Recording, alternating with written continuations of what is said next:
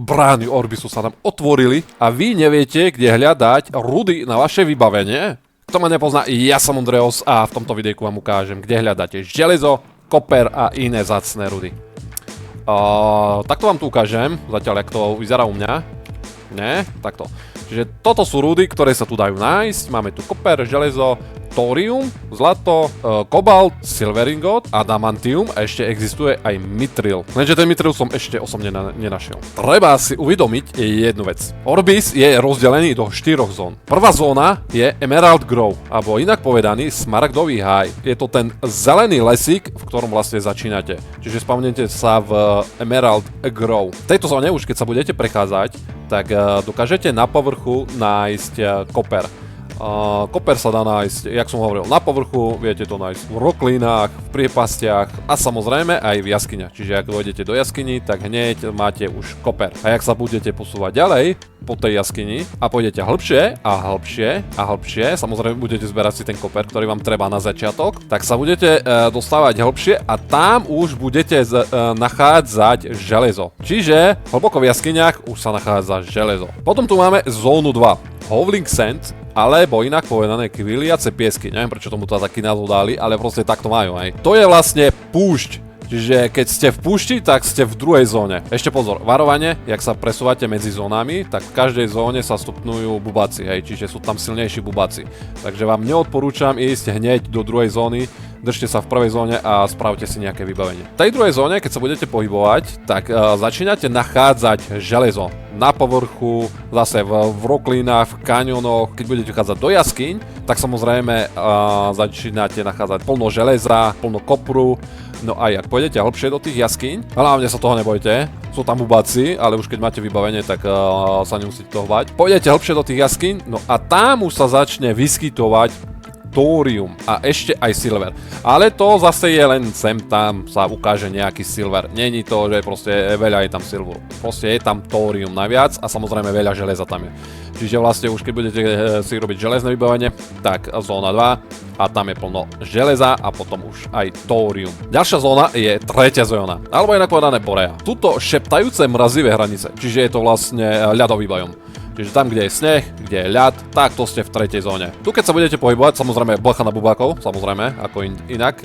Silnejší bubáci a každý jeden bubák vás bude chcieť zjesť. A tu keď sa budete pohybovať, tak vlastne už na povrchu sa začne objavovať klasické kovy ako už z tých prvých zón. Čiže koper, železo, thorium, čiže na povrchu, na kopcoch, v roklínach, v priepastiach, proste všade na povrchu sa dá nájsť. Pôjdete do jaskyň, tak vlastne tam už začnete nachádzať kobalt. Nájdete už aj zlato. Posledná zóna je štvrtá zóna.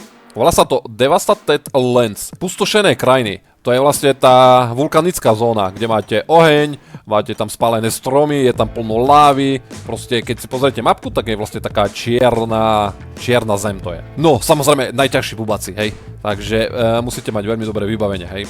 Čiže to už není len také, že prechádzka ružovým sadom, lebo to je prechádzka jurským svetom, by som skôr povedal, lebo tam, oni tam pridali proste dinosaurov. Čiže máte tam T-Rexa, máte tam raptorov a všetci vás chcú zjesť. Takže bacha na to. Hotová, čistá prechádzka jurským svetom. No dobre, ale dosť o tom. Ideme na rudy. Čiže tu začínate nachádzať adamantium. Okrem toho aj ostatné rudy z tých ďalších zón. Ale vy tu primárne chcete hľadať vlastne adamantium na povrchu, na začiatku jaskyň, v kaňonoch, v roklínach. No už keď som pri tých jaskyniach, tak vlastne keď pôjdete hlbšie do tých jaskyň, tak tam by sa malo dájsť mithril. Tak aby sme si to zhrnuli, čiže Orbis sa delí na 4 zóny. Prvá zóna Emerald Grove, čiže tam je koper na začiatku, hlbšie keď pôjdete do jaskyň, tak máte železo.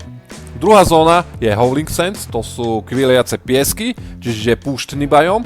Tak tam už začínate nachádzať veľa železa a samozrejme keď pôjdete hlbšie do jaskyň, tak už nachádzate thorium a striebro. Potom tretia zóna, inak Borea, šeptajúce mrazivé hranice, to je vlastne ten zimný biom. No tam už nachádzate plno thoria, plno železa, plno kopru, plno silveru.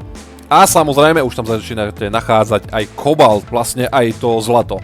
Sa mi zdá, že som zlato našiel aj na povrchu, takže neviem, to uvidíte, jak tam sa budete prechádzať, že čo nájdete. A nakoniec štvrtá zóna Devastated Lands, pustošené krajiny, čiže oheň, spálenisko, láva, čierna zem. Tam, keď prídete, tak vlastne na povrchu tie ostatné rudy, ktoré sú z ostatných zón.